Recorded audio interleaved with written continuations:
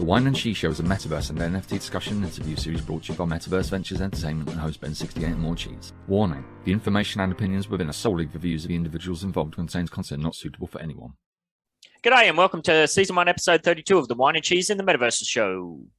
Today, we talked to Jazz from Halfmoon Crafts about how she got into the Metaverse, her spirituality and how it blends into her NFTs, and future plans to bring her handmade jewelry into her NFTs. So get off your broomstick, jump under your levitating covers, and get ready for a special magical episode of The Worst Show Ever. Whine and Cheese. Time for Whine and Cheese. Whine and Cheese. Time for Whine and Cheese. Cheese. One is a wanker, one's like it's stonks. One's from Australia, one's from the Bronx.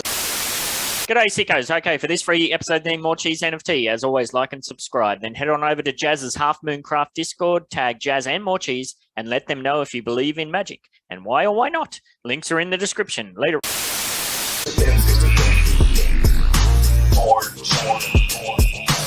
about the Metaverse and NFTs, interviewing all the real crypto G's.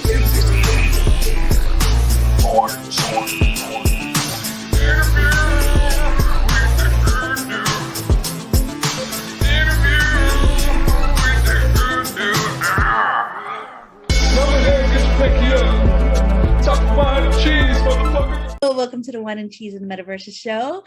I am Morecheeese with my co-host BEN68. We are here with Jazz Halfmoon. Hi. We will be getting into her soon. This is episode 32. Can't forget that. Recorded live in the studios around the world. We're not live. We're not live. You know how we know we're not live? I'm not nervous. But we're recording live. I'm nervous though, so I'm live. I'm alive. Conflicting information. Yes. We're not even recording live. Yeah, but I'm alive and we're recording. How do you know you're alive? How do you know any of us are alive? I don't know. We just go with the flow. the best answer you can give, I think. So, Ben, start. Jeez, I think I gotta eat my words. I think I gotta backtrack. I think I gotta move from pointing fingers and laughing to groveling and sucking up. Wait, I think I know where this is going. Continue. Well, I want to hear your take first. I don't know. I think it's something you messed up on, but I think was it on this show or was it on the UDU podcast? No, it's this show. Like the last, I don't know, probably the last 10 episodes, maybe. I've been ragging on our old friend, Mr. Kuckerberg. Oh no. All right, continue. I think I gotta flip sides, Cheese. Really? I gotta be on team Zuck. Oh my God, I can't wait to hear this. What do you think? What's going on, you think? I have no idea. All right, so initially it looks pretty bad. Like if we pull this up, can you see that? Almost. There we go. So Meta says its Metaverse business lost another, and I'm in the road, I can't see, another 3 billion, but the 2030s will be exciting. All right. So I first read this headline and I went, oh, here we go. He doesn't know what the hell he's doing, you know?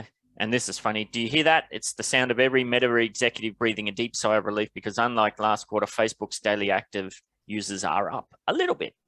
So since their rebrand from Facebook, Meta has reported its quarterly earnings.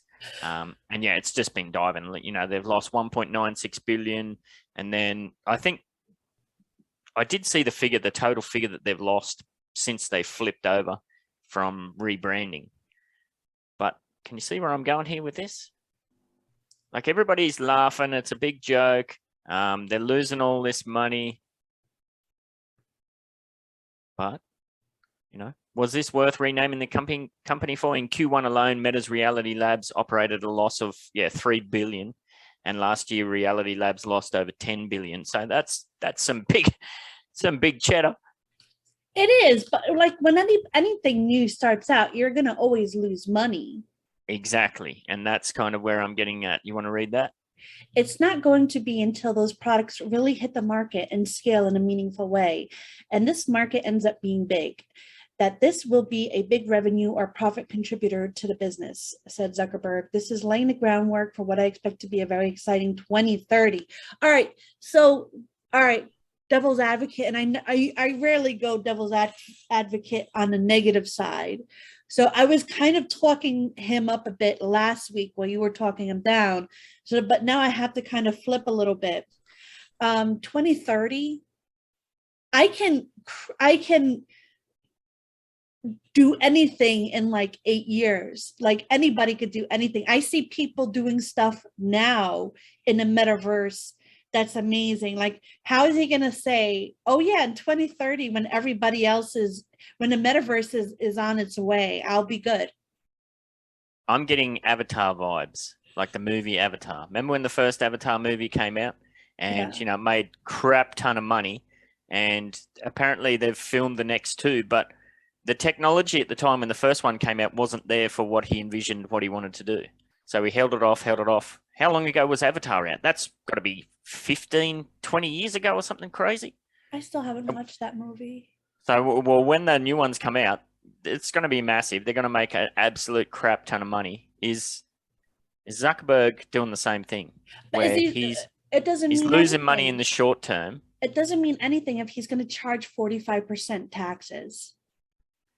It depends which side of the fence you're on for that one. But yeah, I hate that, because once you add like in real life taxation onto it, you're probably going to get 30 cents in the dollar for products you're selling and that sort of thing. To get Jazz in on this, are you familiar with Facebook, Mark Zuckerberg coming out with the whole meta scene and creating his own metaverse? And it's sort of similar to kind of like the sandbox. You go in there, you have no bottom torso or anything, and he's looking to create kind of like a sort of atomic hub-ish feel where you could put your NFTs on and whatnot.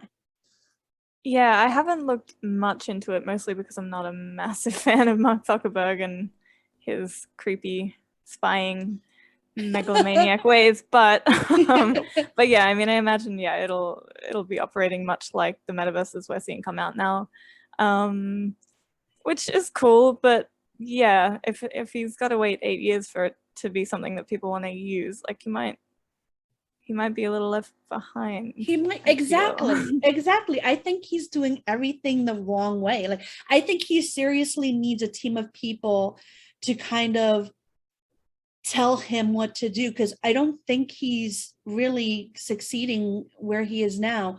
Also, 45% tax, like Atomic Hub takes their taxes, right?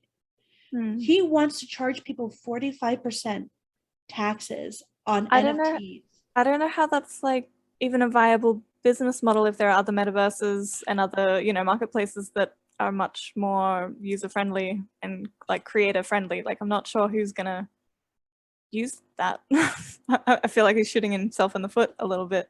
I agree. Maybe.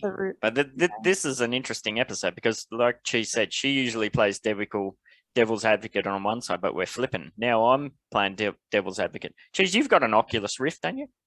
I had it for like 3 years. And doesn't Facebook own Oculus? Sure. And I'm not saying I'm completely against him or his products. Like, I am somebody who will go out and get tech and try it out to the biggest, even Apple. I hate Apple, but if somebody, gets me a gift and it's an Apple iPad, I'm going to, use it until it falls apart in my hand. Yeah, I've got friends that are in the AR development business, and like I see what they share on Facebook and that's been going on for probably, when was I doing game dev? Probably 7 years ago, something like that. It was really clunky, looked kind of janky.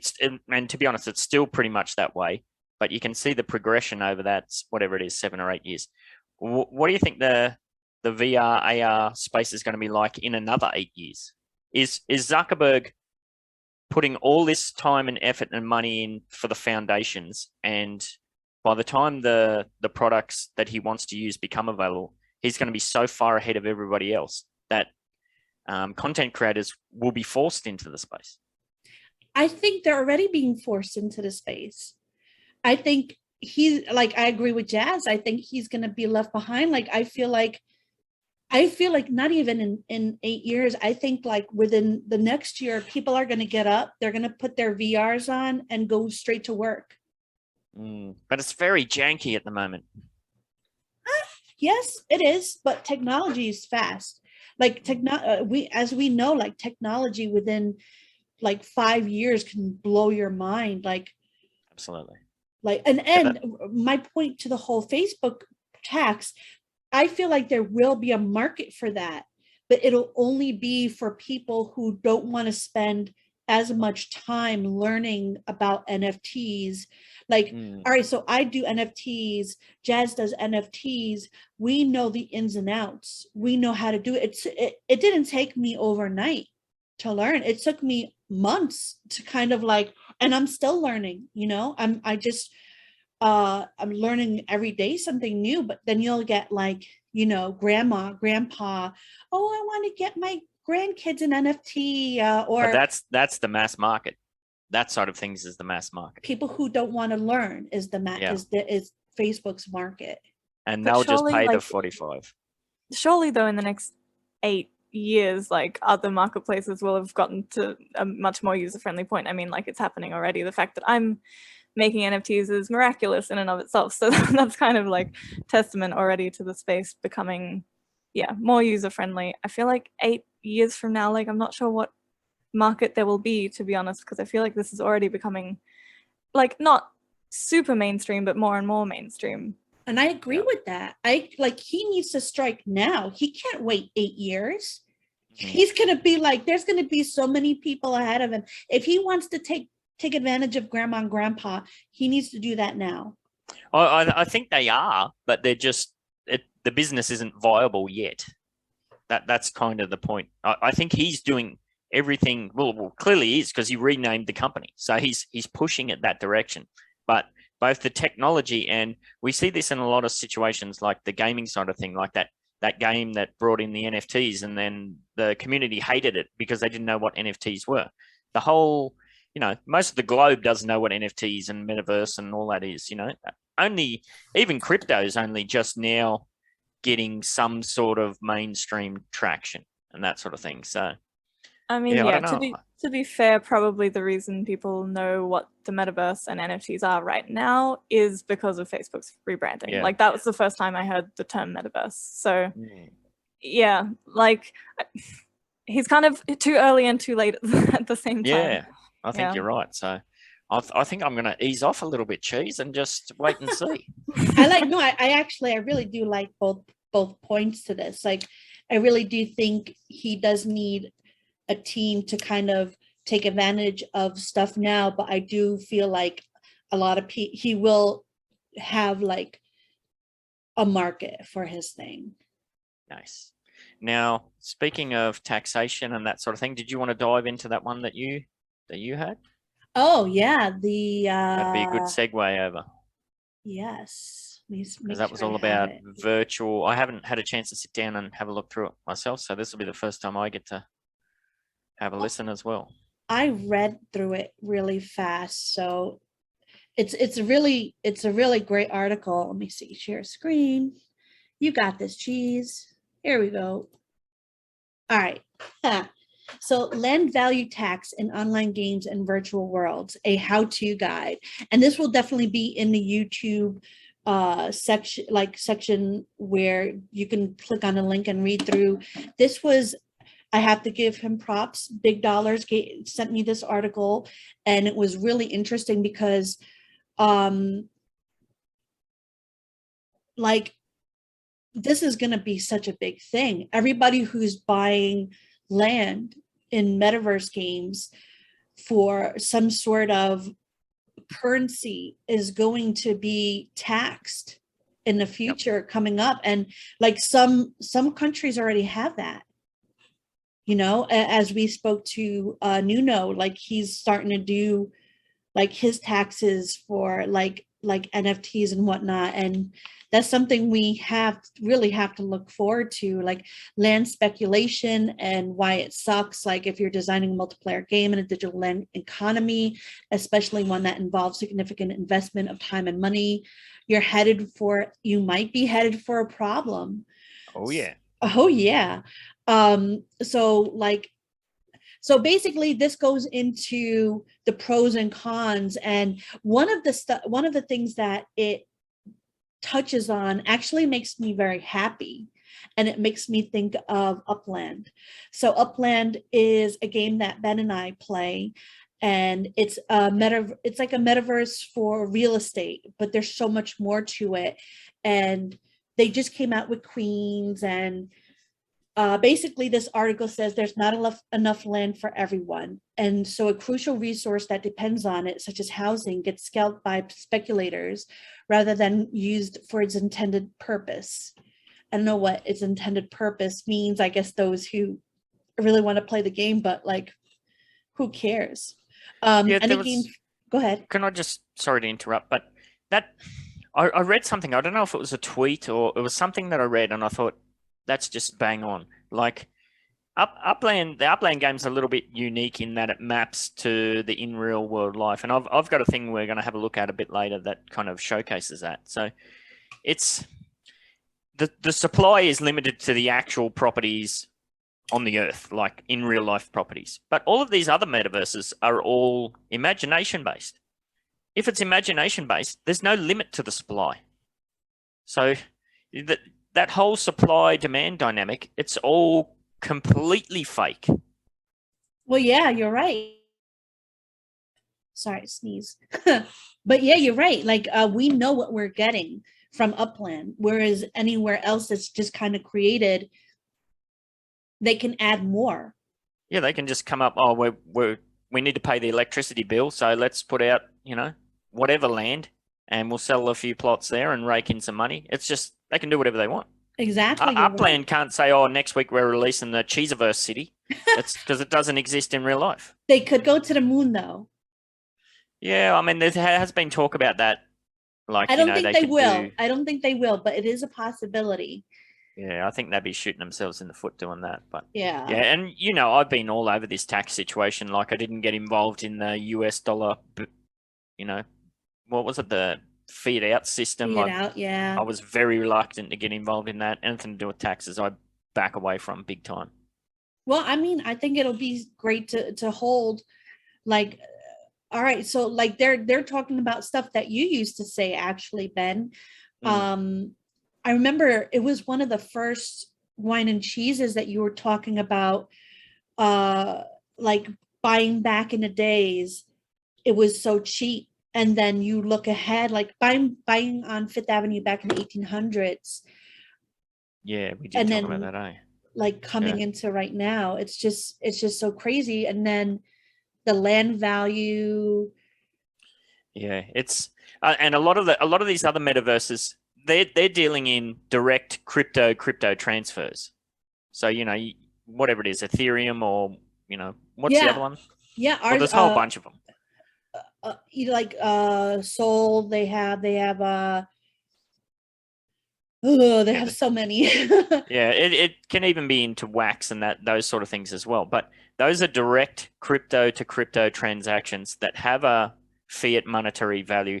Every single trade, every single movement is a taxable event. Where Upland's a little bit unique in that you buy the UPX, which is the in-game currency, but that's not a tradable cryptocurrency. It has no in real life value. So I think that might be our saving grace there. Because if we have to report every single trade that we do within the Upland economy, holy moly, like I've got 6,000 something properties and I've been playing for 2 years. I'd hate to think 20, 30, 40, 50,000 transactions on my account probably. It'd just be impossible to track. I know, it scares me. It scares me to no end. But but we did have, was it Mossy Jake we talked to, and he's playing around with potentially coming up with a system to be able to track all that. And I know some of the, Germany has pretty hardcore taxation rules and that sort of thing. And I know there's a few German players that are all over even if that does come to fruition and you have to show all those trades, they kind of preempted that and they're already ready to go. So to ask Jazz, do you play any play to earn NFT style games currently? Yeah, a little bit. Like I'm not a gamer at all. Actually, I just had an article come out last week, I think, with NFT Insider about blockchain gaming, and that was like the first time in. Read that. Oh, lovely, thank you. Yeah, first time in I don't know how long that I've attempted to play games, and it was really like just for research for the article. It's not really my thing, but yeah, but the play to earn element, of course, adds an extra layer to it. So it's not just like I wouldn't really play games to relax, but if there's like earning potential, or if it's NFTs, or if it's a a friend's project that I'm supporting, then it's a bit different, and then there's more incentive. I did give Upland a try. I just wrote an article about the Metaverse actually, so I did check out Upland, but it's also like not exactly my thing, which is good because it means I won't have to deal with all this land tax stuff. That's true, but you might also be missing out. I mean, look at Potentially. this. $2.5 million for an empty lot. So Upland has these lots that you could buy like property. Sometimes you get it with a house on there already. Sometimes you buy it and you build your own house. But pretty much people who have particular areas in Upland will be holding these fortunes. Like if they hold down the line and they have like it's not far-fetched to say stuff that we minted for $8 to $10 will be worth $25,000 in the future. I might jump ahead here because this is a perfect segue into something else that I've got organized. So Cheese, can you just pause screen share or just jump out? Yeah, because it just segues perfect into something else that I was going to talk about. Where are we? So over here we've got, when that comes up, the popular super rare NFT marketplace is opening its first brick and mortar pop-up gallery in Soho, Manhattan. Okay, so this is an NFT project, right? A marketplace that's got a real world physical address now to showcase its NFTs. And this is something that we've seen has becoming more and more commonplace as more people enter the NFT space and their kind of NFT collections become more valuable and expansive. They want a way to show this off a bit better than have a look at this JPEG on my phone sort of thing. So I think we're going to see a lot more of this happening. Can you see where I'm going with this, Cheese? Maybe. So there is a company that has a brick and mortar NFT gallery, a real world address in Soho. Soho, Manhattan is one of the areas within Upland that has been minted out. All of the properties within Manhattan are sold, the NFTs for properties. So I came over here, I clicked on Super Rare Gallery, and it takes me to the address of where this property is. So we've got 417 West Broadway, New York. So I jumped over to the old, oh, you haven't got that. It's not going to show it, is it? Is this, can you see Upland now, or do I have to stop and reshare? I see Upland. Yeah, we can see it. So we jump over to Upland and we've got Manhattan. Now, if this works, if I put that address in, 417 West Broadway, we zoom in and we can see, here it is here. It doesn't look much, but our friend Luke One, he owns that property within the Upland Metaverse. Now, going off the size of that property, he probably paid maybe 20,000 UPEX, so maybe $20 he paid for that property if he minted it himself. Mm-hmm. And yeah, he owns that one in real life. So what happens if this company, and it is actually an art gallery, you can see if you look at the street view. I don't know, did that pop up as well? Can you see that? Mm-hmm. Yeah. So assuming this company does well in that space, if they decide to stick in that location and make it a kind of permanent thing, and the Upland Metaverse expands and that sort of thing, well, this company is going to want to own their space within the Upland Metaverse. I don't mean to shit on your cornflakes, but this is a pop-up. This is a pop-up gallery, and this is means that they're renting the space for a specific amount of time, so anybody else can rent there. They can, yep, absolutely. It is if you look in the street view, it is some kind of art space. So yeah, potentially they might want to expand into that full time is kind of what I'm getting at. So yeah, I think that segues into what you were saying. So yeah, Sorry that could to definitely interrupt. become a thing. I mean, I really like seeing how the real world and the virtual world are kind of becoming more and more, like bridges are being built a lot. And the metaverse is one such construction of that.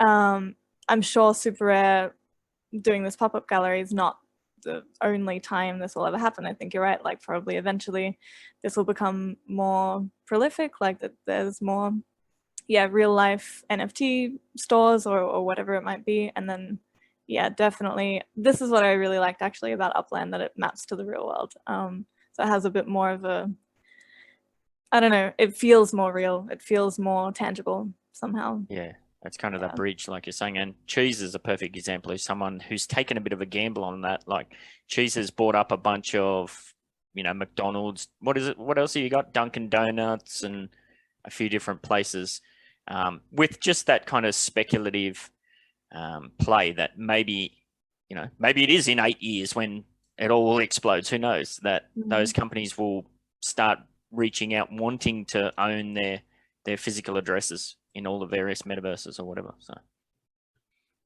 yeah, sorry to jump in there, Cheese. I just thought it was a good spot.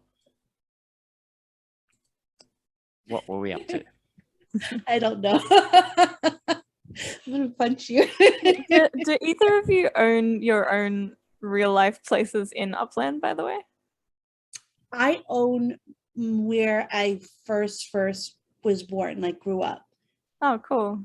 Yeah, that must be really cool. Yeah, I think that's a nice, I mean, one day perhaps if I do get sucked into Upland and if you two convince me that it's that I'm gonna strike gold by doing that, maybe I'll wait for Australia to be, oh yeah, of course Australia's not no, it's not in the yet, ecosystem yet.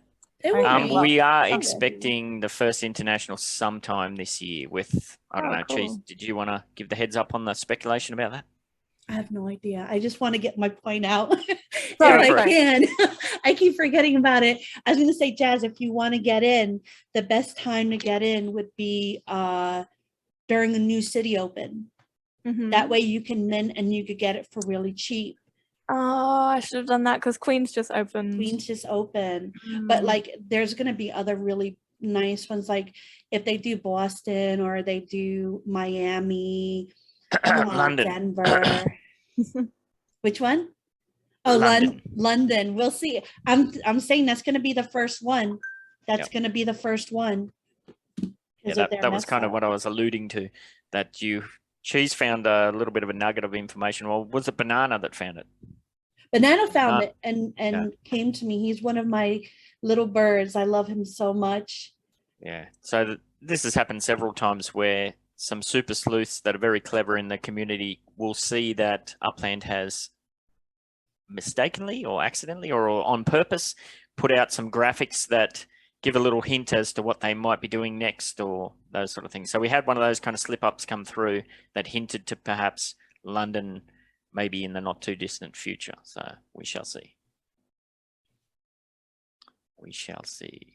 Well, Australia someday, I suppose. We can hold it. I've been whinging nonstop because at the moment, anything to do with Upland, it's all at 1 a.m. Australian time. So it drives me bananas, but sure, we'll see. Yeah. The problem with living in the future, I guess. Yeah. Yes. Cheesy, did you have another article or should I finish up with this extra last little bit I've got? You go ahead. I did want to finish my article, but I'm kind of kerfuffled now. Sorry. I'll flap my mouth and hopefully you can unkerfuffle. All right. So, as you know, and especially going back to the whole taxation thing, I haven't played around with any crypto since probably 2018. I've just left what I had sit there boiling away, doing whatever it's going to do. So I do have the Delta app on my phone that tracks, your cryptocurrency portfolio and that sort of thing. I was on the loo, as you do, the other morning, and I was scrolling through, and I was like, "What's this one that's now worth a whole lot more than what it used to be?" So I had a look, and it's Solana. I've got a bag of Solana there that I didn't buy, but it's in my inventory. So I'm assuming I must have got it airdropped or something, and I can't find where it is. What? So it's in one of my wallets somewhere, because I've entered it manually into Delta. So it's in there somewhere. I just don't know where it is. Like, it goes back to that whole thing, Cheese, where you're saying, like, with all these new NFT metaverse projects, you're going to have wallets for this and wallets for that. Back in the 2017s, 2018s, I was in every sort of platform you could imagine to do with crypto, just trading and doing all sorts of crazy stuff like a maniac. And something I've done there has provided me with a bag of Solana, and that bag of Solana is somewhere, but I can't find out where. And it's a substantial amount, so I have to find it. Well, Solana, is that Gemini wallet? Is that like a Gemini? Because I think I have some Solana as well. But I remember I had to open up a specific wallet for it. I'm going to help you after this, because that's no good, man. Was it airdropped to you at the time? Do you know? I actually did it because of a project that the Penguin was doing with another collection, and their only way of doing it was through Solana. So I opened up a wallet. I know I had my MetaMask, but I wasn't able to do it through there, so I had to open another wallet for it. And it was like, I was like, why do I have to have all these wallets? Why can't I just have MetaMask and like the other people just kind of blend in? Yeah, it has to be an airdrop. That there has to be off something else. Solana is like, where are you at? I want to be there too. Yeah, it's if it was airdrop, I don't know. That's crazy. Yeah, I don't know either. So yeah, I got to do some more clicking. But that's not the first time that's happened. Like, I remember looking through an old wallet, and there was some other bizarre coin that I had on there that was only worth like $200 and something, but it's like putting a pair of jeans on and find a $50 note in the jeans. It's like, oh, that's nice. Dude, didn't know that was there. $50 is like big. Yeah. I mean, like, I'm rich. Yeah, that was interesting. Oh man, we have to find that for you, because that's And then I got to work out the transactions, because again, it goes all back to taxation. I don't want to cash out of it, and then you're within the 1 year holding period. Otherwise, you're going to get screwed with capital gains tax. So, you just have to like take the 20% and put it aside. Well, it's different in Australia. We get taxed way more. Oh, really? It's almost 50% if you do anything with it within the year. Wow. Yeah, it's massive. Yeah. I'm really grateful I live in Portugal, where they don't know cryptocurrency exists yet. So hopefully that holds out a while longer. Yeah, well, some countries won't even tax at all, just to kind of bring it in. Like, what was that? India, right, Ben? Where they're Thailand. Yeah. So that's brilliant. Like, come on, like, and that's gonna only bring the people, like, livable wages and whatnot. There's so many people around the world making this like such a big hit with their NFTs and their projects, and they're able to live so much better than they did because of this opportunity. I think so many people in that NFT space, like that big dollar Ethereum kind of base space, they're just going to get absolutely wrecked by taxation. I think they're living at large, but yeah, I see massive issues on the horizon. Oh, well, let's talk. All right. So I'm kerfuffled. Let me show you with this article where I'm at. Is this it? Yeah. So implementing digital land value tax. So basically, physical land doesn't exist in digital worlds. There are constructs that look and behave a lot like land, but this is an illusion, and the details of how land is implemented matter immensely. Rent. So basically they're saying, you're not only going to be taxed, you may not only be taxed on the land that you own, but you're going to be taxed on the rent you receive from it. Yep. The dividends you receive on it. Yeah, there was also, wasn't there talk at one stage too about like taxing unrealized gains in crypto? Yes. Something stupid like that. Yes, like NFTs. If this is what they're fighting to kind of lobby against with the new thing that is coming out in 2 years, where let's say you buy an NFT and the value goes up, and you have to pay taxes on the new value of that NFT. That's mental. And like, it's crazy. And not even capital gains taxes, collection taxes, which are higher than capital gain taxes. but then the next year that might plummet in value. And then what do you claim that as a write-off? They say you could claim it as a stupid. write-off. I do like that node map that you're sharing though. That's my favorite word, node. Yeah. Oh, and X1 used it on his podcast yesterday when Upland was on there. Yeah, I know you should.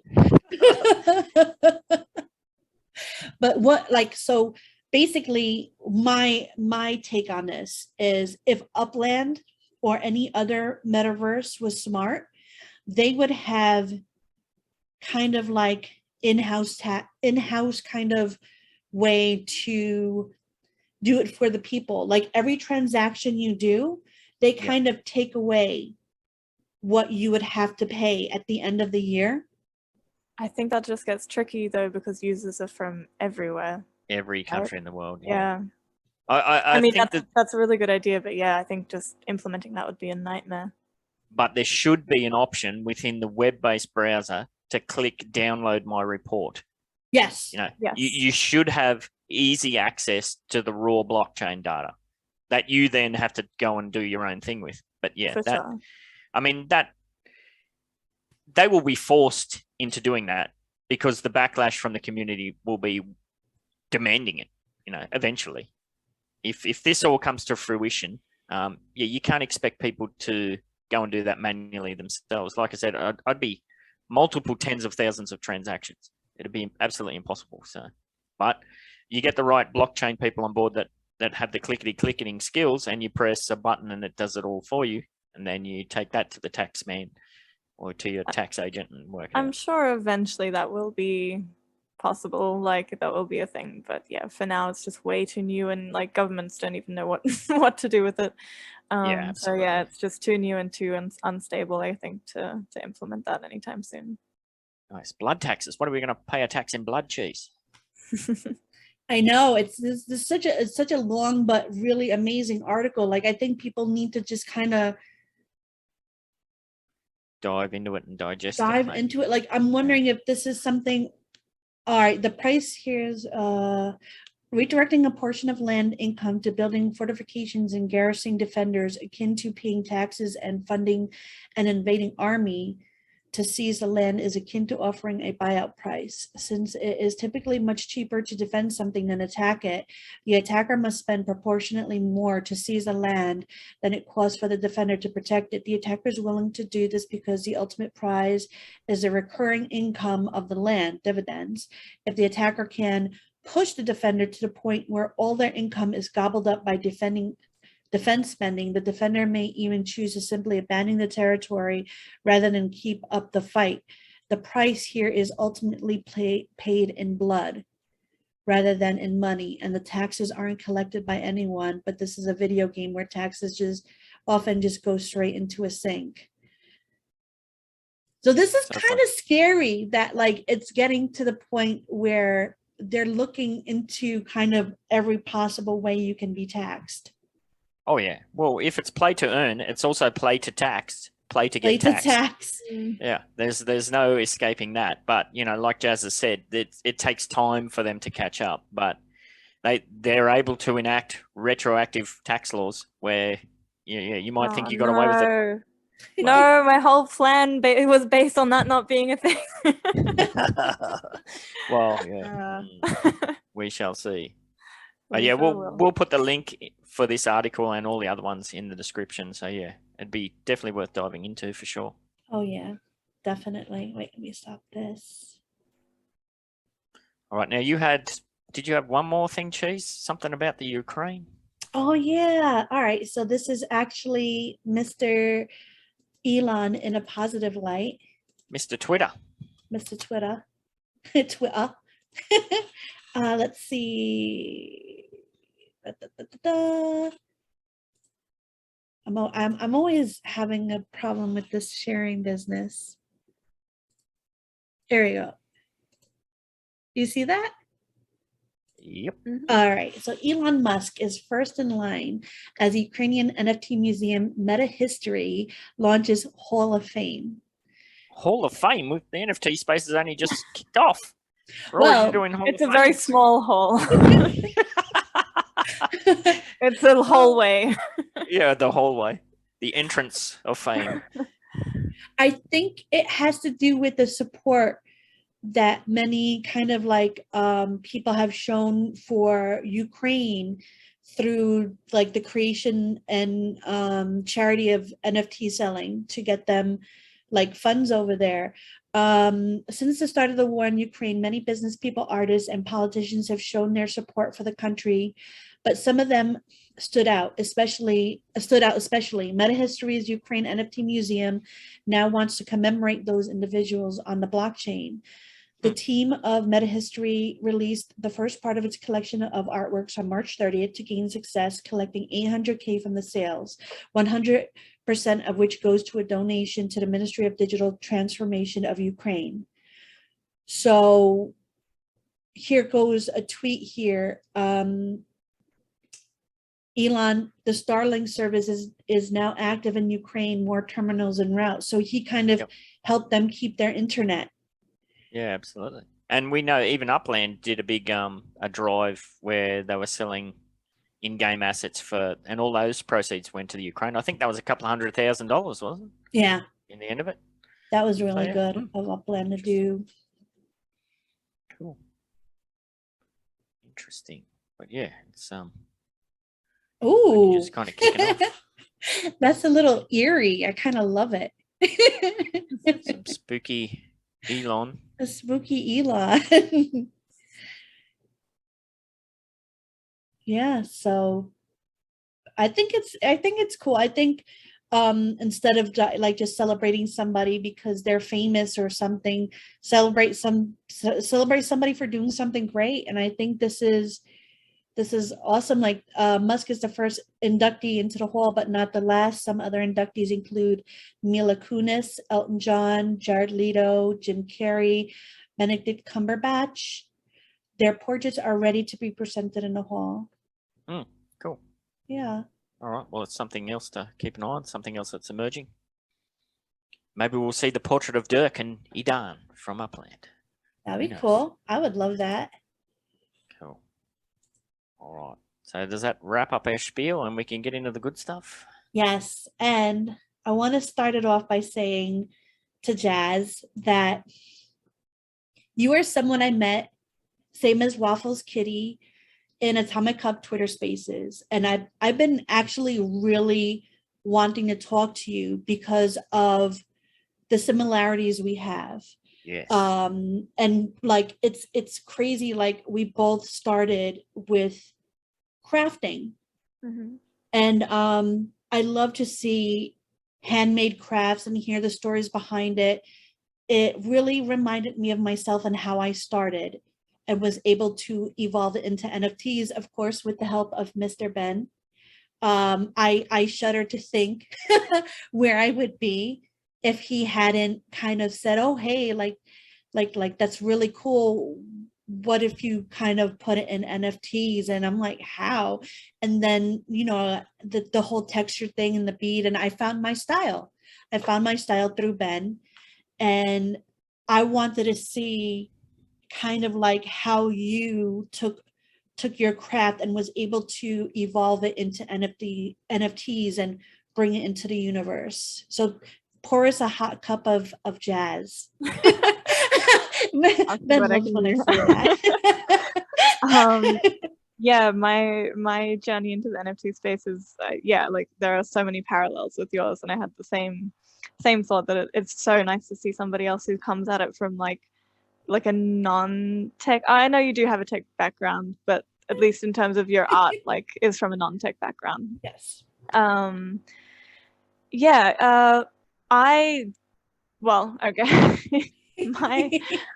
So I'm a jeweler, for whoever's watching and doesn't actually know who I am. I'm a jeweler. That's my craft. And I've been doing that only about 2 years. But I completely fell in love with it. Like I've done a lot of different. I've had too many different careers in my life probably, but I got to a point where I was like doing a lot of cerebral work, a lot of computer work, and I really wanted to do something more tangible.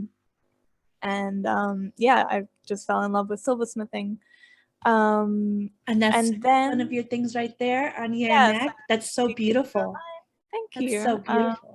Thanks so much. Yeah, it's been really lovely. It's been like a really nice creative process. And yeah, at some point, like my partner is Nuno actually, which I'm not sure if you two know. Nuno from Atomic Cup. Yeah. Oh yeah, definitely. Yeah. Cool. So he actually got me into it, and he was like, he dived super deep into like crypto and NFTs, and was kind of trying to take me with him. I'm like, I don't know what the hell any of that is. So it took a while, like a long while, for him to convince me to like start getting into NFTs. He was like, let's sit down and talk about like how you can, turn your work into NFTs and how you can like bridge that gap. And I'm like, I don't have time. And I think that was like probably almost a year ago, and I'm kicking myself now, because if I had gotten into the space a year ago. But there's anyway, still time. There's still I'm here so now. much It's time, it's still early days, definitely. So at the beginning of this year, he sort of walked me through like, okay, like what actually is an NFT, because I did not get it at all. I was like, why would anybody pay money for a JPEG? but now I get it. And as soon as I kind of entered the space just as a collector, just to kind of see what it's about, I like it, the penny dropped basically. I was like, this is amazing. And like the wax space, especially the community, is unbelievable. Like I just immediately fell in love and felt so welcomed and so supported. And yeah, it's been a really, really beautiful discovery, I guess, discovering this community. So once I started understanding the space a bit more, I started very slowly kind of dipping my toes into the creation side of things, which has also been really amazing. Like I've got some really, really cool and supportive people in my little burgeoning community, which has been really cool. Yeah. And so I've started off like with just some art NFTs, just some stickers. So all of my jewelry revolves around, or is very inspired by paganism and magic and nature. So that's kind of the same vibe I wanted to bring into the NFT art. So I have, just a few NFTs out now, but they're all revolving around that as well.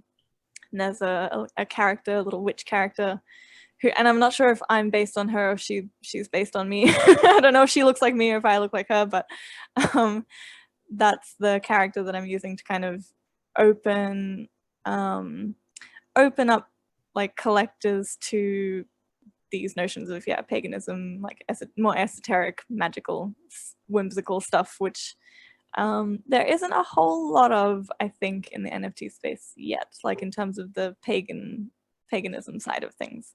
I would definitely be interested in seeing more. Yeah, there's a couple of cool collections. There's like Magus Opus and Signs of Power. They're the only two that I know that are like really on that side of things. Order of Other, a little bit, I know, is inspired by that as well. And Lembus, he's a Brazilian artist who's doing succubi cult, which is a little bit sort of in that realm.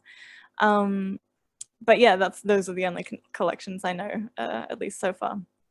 So yeah, so that's kind of the art side of things, and then the jewelry side of things is what I'm about to sort of start moving into, which is selling redeemable jewelry NFTs. So like really linking my jewelry craft with the NFTs in a really tangible way. That would be amazing.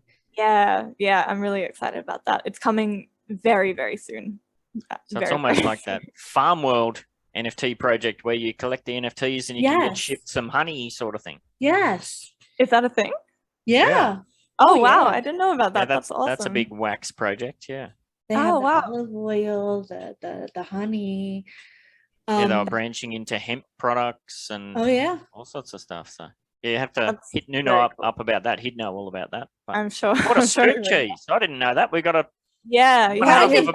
wax power couple here. Ben and exactly power couple indeed. My gosh, did you see the Nuno episode of Whine and Cheese? Of course, it was great. Yeah, I really enjoyed it. Oh, thank you. He is a smart guy. He's a smart cookie. Absolutely. And I'm extremely lucky, as you said, Cheese. Like I would be absolutely floundering if I didn't have him as he's your Ben. My advisor. That is my Nuno. Well, not in that sense, but brother sister. But yeah, you're like when I kind of saw your project in the first Twitter space for Atomic Hub, I'm like, wow, like because Ben and I had all these articles that we talked about for fashion coming into NFTs, and actually like I could see you doing very well kind of partnering with maybe like a NFT project where they have jewelry and like you're creating these magnificent pieces that can be worn from the characters inside that project, and like that's the next step. I'm scheming. Oh yeah, like and it's so good that we have that that network, like, and I love brainstorming and giving people ideas and whatnot, and having like I'm full of karma. So like if you ever want to like toss any ideas off of me or whatever, please, my DMs are open and whatnot. But I love that. I just love brain farting with people. Awesome. That's perfect. I think that's what this space is really great for as well. Like people are like really excited and really passionate about it. B, it's so new, so there are so many untapped possibilities already. And C, people are just really friendly and really supportive and really helpful. So like those three things combined just makes for such a rich and fertile space. It's been amazing. I agree. I know it has been a lot easier, especially when I found the Atomic Hub Discord, to like, oh wow, I'm in a space where I can actually ask questions and they get right back to me. What happened? I gotta do screen share, Cheese. What? I gotta be rude and interrupt you again to do screen share. Go ahead. I was just scrolling through and picking up a few of Jazz's NFTs, and guess what I found? Oh, number 68, grab it. That's why I started hyperventilating. That's his number. I started hyperventilating. There we go. Oh wow, this is amazing. I've never seen somebody buy one of my NFTs live, so this is a special experience. Thank you. 68, yes. And did you create that picture? Yeah. That is amazing because thanks. I love it. Like that's so I just picked up 3. My creepy Tears of the Crypto. Yes. Very cool. Oh wow, you just got an early coven member? Yes, absolutely. You got to go jump over and get one of those when you can, Cheese too. So. Oh yeah, that's so sweet. Thank you. Number this 68. is still like Pumped. Crazy novel to me. Like I still freak out whenever I see somebody buy one of my NFTs because I'm like, somebody wants something that I made on the internet. Like, it's amazing. It's such a cool experience. Yeah, sorry to interrupt there, Cheese. No, that was perfect. Like that, you asked some questions so I could go by. Well, maybe I'll put that back up again. Maybe you could just talk us through what these 3 are, because I see they're the 3 you have up for sale at the moment. Pardon me. For sure. So yeah, as I said, I kind of started very slowly, like trying to gather a little bit of a burgeoning community, and that Ellie early Coven member. Sticker was for the first 50 people that joined my server. I learned very quickly that if you give stuff away for free, people latch on. And I had like within the space of 15 minutes one day, just like, I don't know, 200 new people joined my server just for the free stuff, which was very overwhelming and intense. But also kind of cool. It was a kind of a cool initiation into the space. Then I made Jinx, the number 68 that you just got. So she's the witch character that's kind of gonna be introducing people into paganism, and eventually will be my jewelry model for when I start doing the redeemable NFTs as well. And then the grimoire. So grimoire is like it's also known as a book of shadows. Sometimes it's like a book in which practitioners of magic keep all of their spells and their herb lore if they're into that. I've got one, but the contents are secret, so I can't tell you.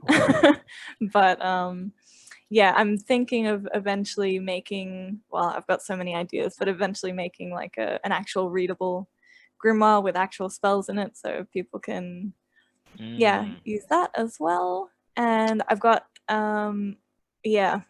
I'd love to do, I really love that there are readable like comic books coming out at the moment. I know Schnazzy's got her book series as well. So I'd love to do like a readable grimoire in Immersus or something. I've got already like the early Coven member badge is spawnable in Immersus, and I'm planning to add more spawnable NFTs there as well. So yeah, there are so many ideas and not enough time, but absolutely, yeah. It's fun. It's a really fun journey. So what are you creating these in? What are you doing the art in? Do you have a particular program or style that you're using? Yeah, to be honest, like I have never done any digital art until now. Like I'm pen and paper all the way, but so I was just like, what's a good free illustration program? And I just downloaded the first one I found, which is Krita, which does the job. It's a little bit buggy to be honest, so I'm gonna have to upgrade at some point. But yeah, it's been really fun. Just scribbling along on like a Wacom tablet, and yeah, free illustration program. It's been good. Cool. Yeah. How'd you go, Cheese? Did you get some? I got all three. Nice. Yay. Now, There's I have another a one. Oh yeah, sure. I have a random question for you. Go So for it. you talked about spells and the grimoire and whatnot. Are you into like white magic sort of thing? Yeah, I mean, I've been like my relationship with like witchcraft or paganism is still kind of new in some ways. Like it's something I was really into when I was a kid.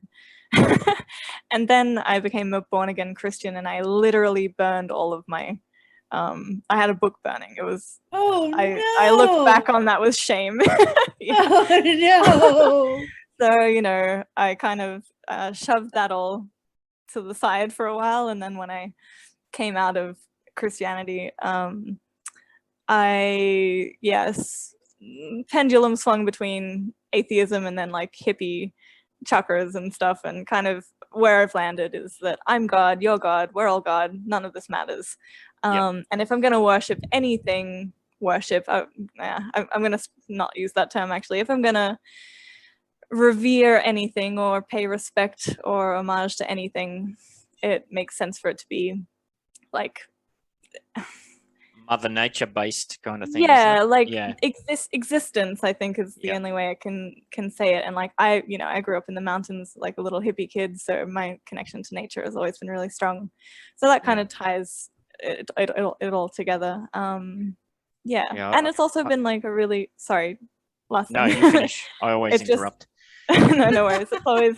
It's also been just a really cool practice in intention. I think that's kind of what any like witchcraft or any magic comes back to. It's like setting intention and being present with your intention, and that's been a really really nice experience. I have a story of that, but I want Ben to go first. Mm-hmm.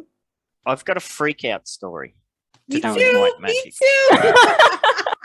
Yes, you go first. I was living in an apartment in Burleigh Heads, which Jazz would know.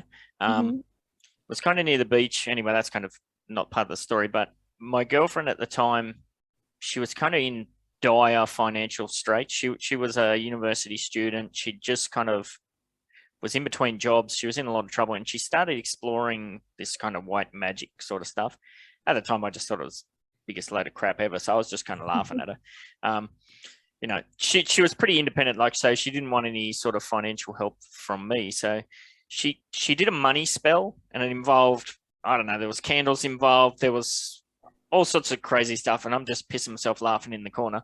Anyway, so she got up early one morning to go down and catch the bus to go off to uni, and she called me up back in the days when there was landlines, and she could barely talk. She was just freaking the hell out, and she's like, "You got to come and get me. You got to come and get me." So, and she was just down the road, like at a payphone. So I go down there, and she gets in the car, and she's like almost having an asthma attack, even though she doesn't have asthma. She went in there. She doesn't know why she went in the phone book and into the phone booth. She just went in there, right? And then she found a wallet that was in there that was overflowing with money, but it had no ID in there, nothing. It was just a wallet with nothing. And she just like freaked out. And so we're in the car, and like I start driving her to where she needed to go, and she's counting out this money, and she's like, 100, 200, and it just kept going up and up. And I was just pissing myself laughing, but it kind of freaked us out. And then she got into this whole dilemma of, should I say anything? Should I hand it in or whatever? But there's no ID. It's just this wallet. It was just a real weird thing. So she ended up cashing the money. But then apparently there's this whole flip side where whatever you get like that comes back to bite you times 10 or something. Oh, so that God. really freaked her the fuck out. Yeah. But I think that's only if it's negative. Yeah. I think Like, it's like whatever you put out, you get back. Yeah. That's positive or negative. And it depends on your specific belief system. I think that's more Wicca, which is not something I feel very connected to. But I just remember she was having a moral dilemma. But yeah, like I said, there was no ID, there was no cards. It was just that's amazing. Whatever color it was, a brown leather wallet stuffed full of cash. Wow. Yeah.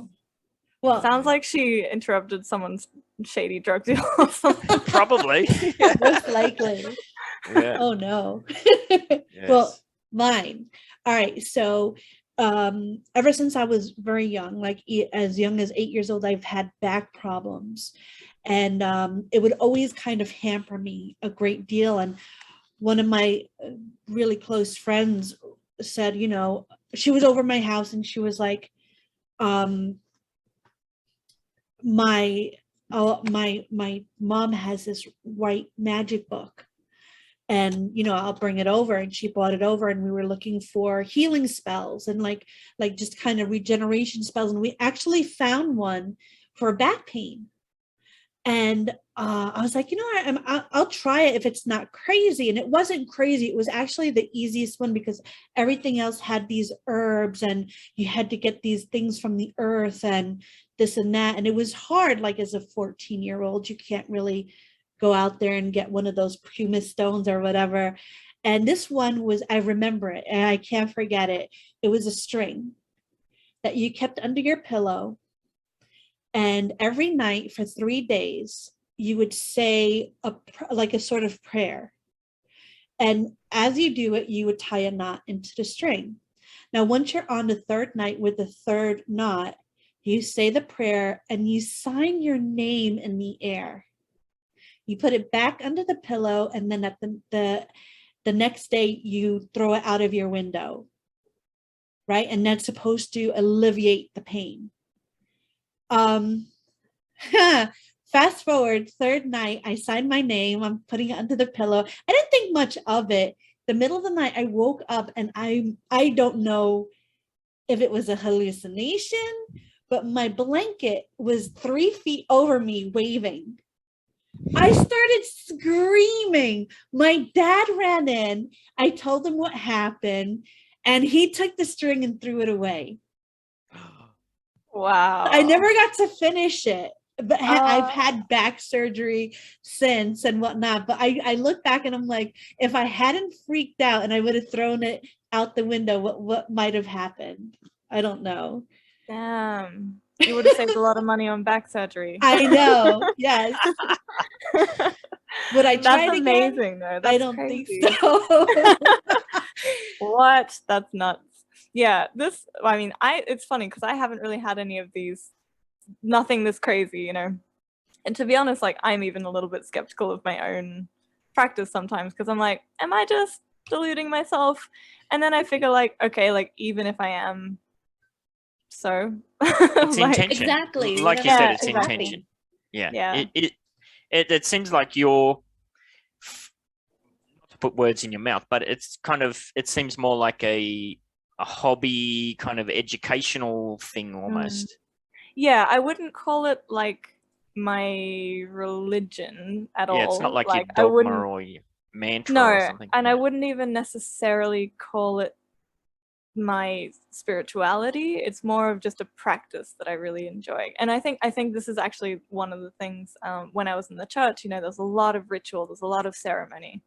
And you know, prayer as well. And once I left that environment, I was like, oh, something's missing. And I think this is for me, like, kind of a replacement, but one that I'm aware of rather than Yeah. And I think that's important to be aware. Like, I'm personally an atheist. I've been an atheist since I was 12. And I think things are fun to try. And when I tried it, I was more so counting on the placebo effect.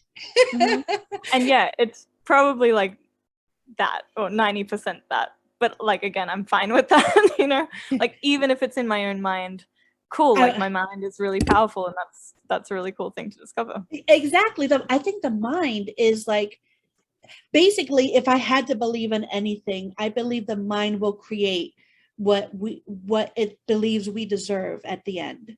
And you're right, like, we are our own gods, and we are the creators of our destiny in more ways than one. Yeah. So Yeah, I kind of floated around all over the place, and then I discovered black metal, and then that kind of suited my philosophy pretty closely. Oh, you gotta say, what saved your life and turned you around? Oh my God, I have told nobody that story. I can't tell that story. That's not a live on air story. That's a sitting around the fire story. Oh, but I'm sorry. Have you ever seen a show called The IT Crowd, Jazz? Of course, yeah. Now, do you remember the goth in the closet? Yeah. And he's like, Cradle of Filth, it saved my life. And when Ben was telling me this campfire story, he said it exactly like the goth, and the first thing in my mind was to show him. Oh, he's getting his hand ready for me. The first thing I thought of was to show that gif of the goth saying the Cradle of Filth, and there was like a whole episode on it. I've got a satanic pentagram tattooed here, the goat of Baphomet. Everybody freaks out about it, but yeah, there is a story behind it. Okay, but is that a top secret story? No, not really. I mean, it's not something for general consumption. Fair enough. But yeah. That's cool. How do you tease us? And then gotta leave something to the imagination. No, well, I don't know. Like a lot of, I don't know, early teens. Like, I had a crazy life. Like, I left school when I was 15. I left school when I was 15. Started working full time. Like you kind of alluded to, Jazz. I worked in a whole bunch of places.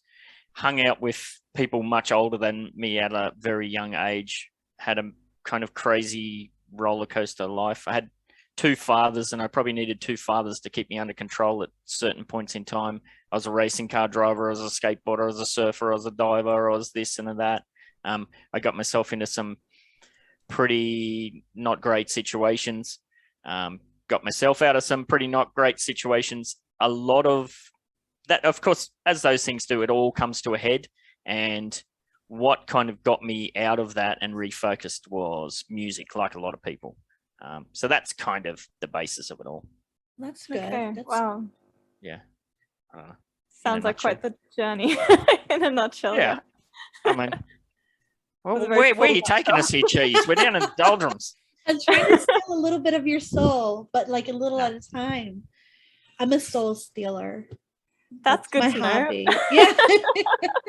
But Thanks more for the- important than my boring old stories is you're Australian, and we were talking before we kicked off that you know we grew up in very very close proximity. Yeah. Now you're miles away. How'd you end up over there? Yeah, gotta be a story there. there is, of course, there always is. My mum's German actually, so I've got a German passport, but like I didn't grow up with the language, I didn't grow up with any of the culture. I hadn't gone to Germany since I was 2 years old, so I had no memory of it. So it was just like sort of this, you know, ephemeral part of me that I just didn't really feel any connection to. So when I was 24, I kind of semi-spontaneously decided, I'll just move to Europe for a while. And because of the German passport, I was like, well, Germany's going to be the easiest place. And what's the capital of Germany? Berlin. All right, that sounds good. Didn't know a thing about Berlin. Like had never connected with Germany really at all. My family's not from anywhere near Berlin either. So it was just this random city, really. So I was like, I'm going to go discover my German roots. That's I was like, I'll do awesome. that for a year or two. And those will have been my Europe years. And then I can come back to Australia and show everybody how cultured I am. and that was 8 years ago. So I kind of got stuck in the best possible way, like completely fell in love with Berlin, totally blew my mind, like just opened me up to a whole world that I didn't know existed. Which was really amazing. And then, but you know, after 3 or 4 years there, the winters. Oh This my is God. eerily familiar. Yeah. I did the same thing. Like I just threw a dartboard at the map, and the same thing. It was the map of Japan, and I went, yeah? oh, that's it. I didn't want to live in Tokyo. That's too crazy. I didn't want to live in Osaka. That's too crazy. What's in the middle? Nagoya. Oh, I'll just move there. So No same way. thing. Didn't know anybody. Didn't know Wow. anything. Moved Mhm. there. Lived there for a couple of years. Yeah. It's Wow. classic. And then It's a good my experience, kids. My kids are kind of, I've got 3 children now, and they're in the same kind of situation that you sound like you were, where one of my children, my eldest was born in Australia, but then we moved to back to Japan when he was 1 year old. My other Okay. 2 children were born in Japan. Wow. We moved back when my youngest was still 9 months old or something like that. And they see pictures and that sort of thing, but they don't really, it's kind of a course, distant they don't memory. connect And to they it, see videos of themselves speaking Japanese, and that Yeah, just I blows have- their mind. Yeah, I have videos of me as like a 3-year-old speaking, fluent for a 3-year-old Yeah. German. And I'm like, Mhm. what? How? What? Wow. So yeah, I had to like relearn German as an adult, which is a trip. It was good. It was a great experience. But yeah. Anyway, so yeah, got stuck in Berlin, hated the winter after a while. Didn't really handle German culture after a while either. It got a bit intense for me. And then at the time I was with a German guy who'd been living in Portugal. He was in a community in Portugal. And we kind of just had the opportunity to buy land with some of the people that he'd been living with. So we headed over to Portugal. Again, I'd never spent any time in Portugal. Didn't know it existed, to be honest, like for a long time. Didn't know anything about it. And then we came over and like the community thing didn't work out, but we ended up buying some land ourselves, just kind of very spontaneously. And yeah, that was 4 years ago, and I'm still here. The ex-boyfriend and I broke up, obviously, and we sold the land. But yeah, I found myself a lovely new Portuguese man. So that's why I'm here. He had cheese and I swooning. That's for sure. Yeah, The old right? man. What a babe, I know. So yeah, no, but it's been good, and it's a nice place to be. Like, and it's actually really similar to Australia in many ways, just not as isolated. So that's nice. I'm enjoying. Like, I can't see myself not living in Europe at this point, I think. I have Yeah. a really, How long have you been in? Oh, sorry, Cheese. oh no, real quick. I have a really weird fun fact that if there was a comet that hit the Atlantic Ocean and a tsunami engulfed everything, that Australia would be the most safe. That is That's true. probably New Zealand. Yeah, Yeah, that's true. New Zealand will because be they have pretty less population. Yeah. All right, continue. Yeah. I kind of went the same journey where I think if you move to a different country like that, the first couple of years, everything's new, everything's exciting, but then the honeymoon's over and reality starts to kick in. A lot of people say, oh, you're so lucky to have done that. Of course, you would never trade those experiences for anything, but it does kind of take away some of the mystique, or I don't know what it is about those kind of places. Yeah, I know what you mean. Yeah, I think before I came, yes and no. For me, like Europe in general is everything I wanted it to be and everything I hoped it would be and everything I dreamed it would be. But perhaps that's because I haven't lived in all of Europe. I've only lived in 2 places, so the rest of Europe is still more or less mysterious, right? But definitely like the mystique, the mystique. It's like it's almost like disillusionment sets in at some point where you're like, oh, this is just another country. It's not like a magical wonderland where everything is perfect. You have to start dealing with taxation in a foreign country, and you got to start dealing with foreign governments that are just way shit than how even shit the Australian governments are. And that sort of thing. So bad. And doing it in another language, which for me is always, and it's like, you don't know what you don't know until you've accidentally completely fucked up something up for yourself and the government's after you, like, and then you find out and you're like, oh no. I always say my Japanese is good enough to get me into trouble, but not to get me out of trouble. Amen. Yeah. Well, I wanted to ask something. Are you working on anything currently that we can expect? Yes. I don't know when this episode is going to air, though. Tomorrow. Great, then. on Monday. Okay, so Sunday, actually. Ooh, sneaky peeky. Yeah, Sunday is Beltane, which is the pagan festival of, like, to welcome in the summer. It's traditionally celebrated with a bonfire and, like, a community meal. And it's, like, there's lots of flowers everywhere. And there's usually, a maypole, right? Yes, that Swedish summer festival. Yep. So on Monday, I'm putting out a special edition NFT, a rare sticker NFT for Beltane. Yes, there it is. Oh, so pretty. Thanks. Yeah, so this is a special edition Jinx adorned with the flowers of summer and holding the bonfire. Traditionally, actually, it was like all the village people, the whole community would come to the big bonfire and they would take some of that fire home with them to relight their fireplaces. So like the whole community would light their fires from this communal celebratory festival bonfire, which is really cool. That's so cool. Yeah, so this rare sticker is going to drop on Monday at 18 UTC. It's only for holders of existing Halfmoon Craft NFTs, which means you two are on the list. Nice. Yeah. 7 wax, that's very reasonable.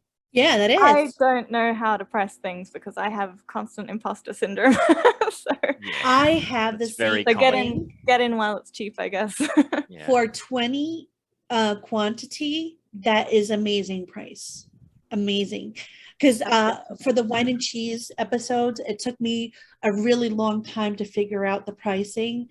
And I did it depending on like the number of layers, and I do 50 quantity. And I charge 25 to 30 wax. So for 20, which is amazing, like a very low amount. So it's going to have value. 7 is great. So everybody watching, make sure that you get on this whitelist and grab yourself, Half Moon. And so you'll be on this whitelist. Yay. Yes, definitely.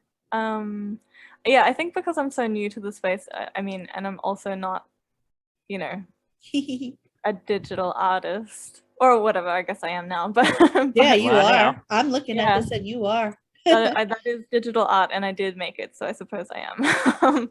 But yeah, I think it's just like this constant like questioning of myself, and as you said, I'm sure that's like pretty normal. I think every artist I know undervalues their own work, certainly at first. So. Yeah, eventually believe me, I didn't want to put any of my stuff out. It was people like Ben and Lil on the Atomic Hub Twitter space today. Like Lil was a big component, every week she'd be like, did you go live yet? Did you go live? Did you put anything out? I'm like, no, like they're not gonna like it. No one's gonna like it. And she was just like, do it. And then finally Mars was like, I want this one, because I put something on my Twitter and he's like, I want this one, mint it now. And I was like, oh shit, all right, I guess I have to. And I didn't expect much, and a lot, like it was great. It was just really great. Yeah, that's what I love about this space. Like, I don't know how, but I feel like definitely working for NFT Insider helps. but I feel like I've just kind of stumbled into this really amazing group of like sort of veteran, if you can use the term in such a young space, but veteran NFT creators who have just been like unbelievably supportive, and they're in my server and they're buying my NFTs and they're giving me advice and they're making me feel better when I accidentally set up a drop wrong and nobody can buy my NFTs, which I did for the first one. But yeah, it's been a really wonderful space for that. Yeah, it's all about helping build everybody up, which is really cool to see. And I'll just say too, I accessed that via Jazz's Twitter, which is at Halfmoon Craft. So check that out. Thanks, Ben. No worries. Yeah, that's very exciting. So where do you, like, you're doing little different bits and pieces. Do you have like do you have an overall sort of target you're aiming for? Like, you know, some people work towards making it a playable game or stakeable, or is it just like you did say you want to merge the in real life stuff? Is that where you're going to angle everything towards? Yeah, so that's the next step. I mean, like, yeah, my aim has always been for it to be a way to sell my jewelry through NFTs, or like, yeah, to kind of, again, bridge the gap between the virtual and the real.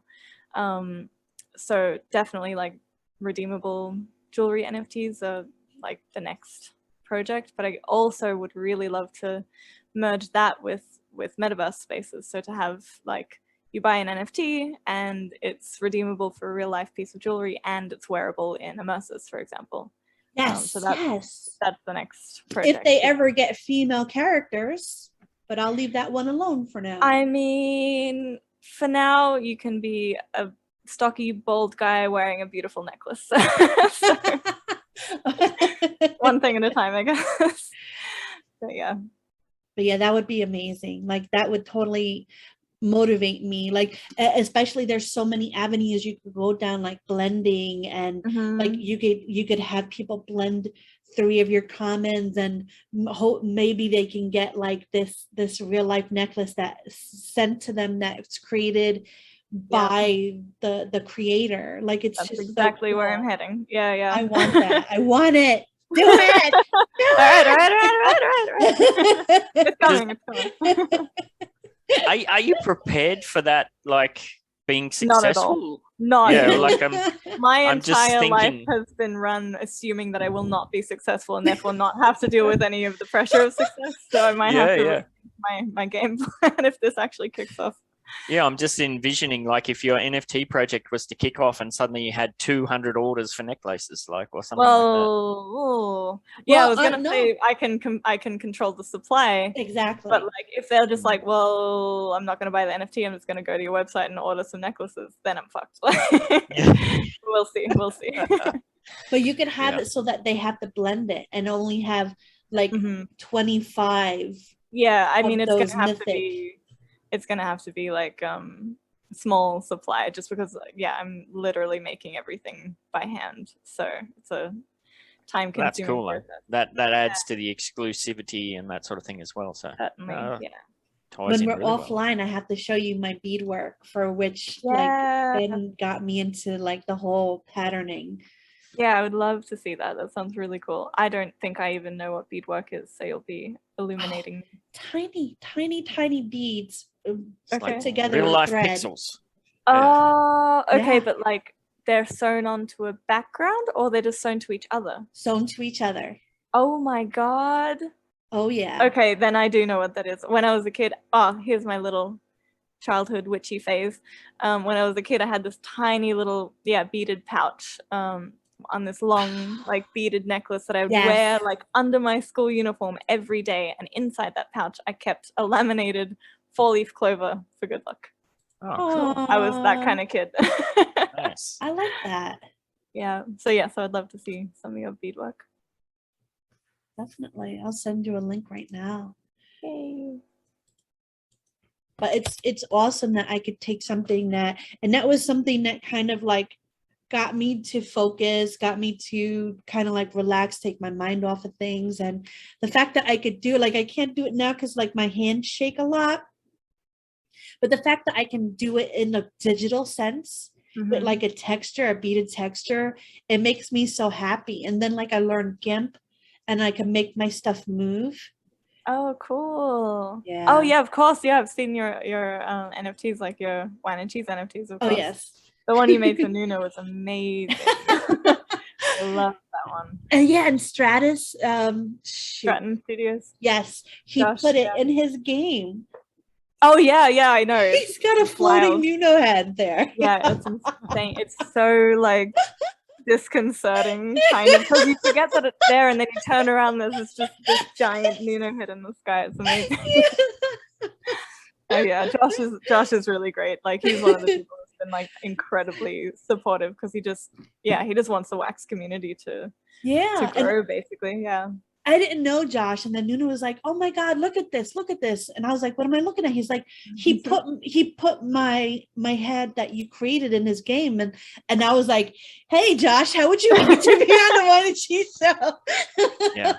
Well, he's kind of like just a brilliant person when we spoke to him, but totally, yeah. He should be in charge of Facebook Meta. You know, it should be somebody of that ilk. Not that he would want to do that, but you know, it's no. But that's exactly the kind of person you need to do that. The kind that isn't doing it for power, but like to actually contribute to the community. And that's why Josh is so awesome because he's just that's his whole thing. Super he's a super envisionary sort of person. Yeah, absolutely. Definitely. Cool. All right. Well, we might get wrapped up here because I've got my kids coming in wanting to get breakfast. And I saw your daughter. She's so cute. They're like, "Dad, come on, we're hungry." My podcast studio is the laundry where we have our spare fridge and freezer and stuff. So, yes, the podcast studio. Yeah. But this was awesome, and I'd love to have you back on when, you have, like let's say you have that going with the jewelry and the blending and this and that would be amazing. Yeah, I'll give you an update. Yeah, definitely. Thank you for coming on here. Thank you so much for inviting me. Like, it's been so nice. As I said, like, mad imposter syndrome over here. So to have people be like, "Hey, come talk about your very new project," is like really encouraging. So thank you so much for having me. Oh, you're welcome. Anytime. Ben, you have anything else, or can we get the hell out of here? Oh, I think it's been a bit of a roller coaster, this one. We've been up, we've been down, we've been sideways. Yes, we have. I'm cursing. We've been underwater, we've been on the moon. I know, it's a good one. But yeah, just thanks again for jumping in, Jazz. And that goes both ways too. Like, we love talking to new people in the space and that sort of thing. But yeah, we'd definitely love to get back together and pick your brain again a bit further down the track. Sounds good. I look forward to it. And that's it. So everybody get the hell out of here. Go ahead, get your pinky up. Talk Whine and Cheese, motherfucker. Go ahead, get your pinky up. Go ahead, get your pinky up. Go ahead, get your pinky up. Talk Whine and Cheese, motherfucker. Go ahead, get your pinky up. Go ahead, get your pinky up. People that fire, samurai, riding on the dingo, flying through the sky. Cheese in the house, get active right. Hit you with the hairbrush, hit you with the knife. People that fire, samurai, riding on the dingo, flying through the sky. Hit you with the knife, flying through the sky. People that fire, samurai, riding on the dingo, flying through the sky. Cheese in the house, get active right. Hit you with the hairbrush, hit you with the knife. People that fire, samurai, riding on the dingo, flying through the sky. Hit you with the knife, flying through the sky.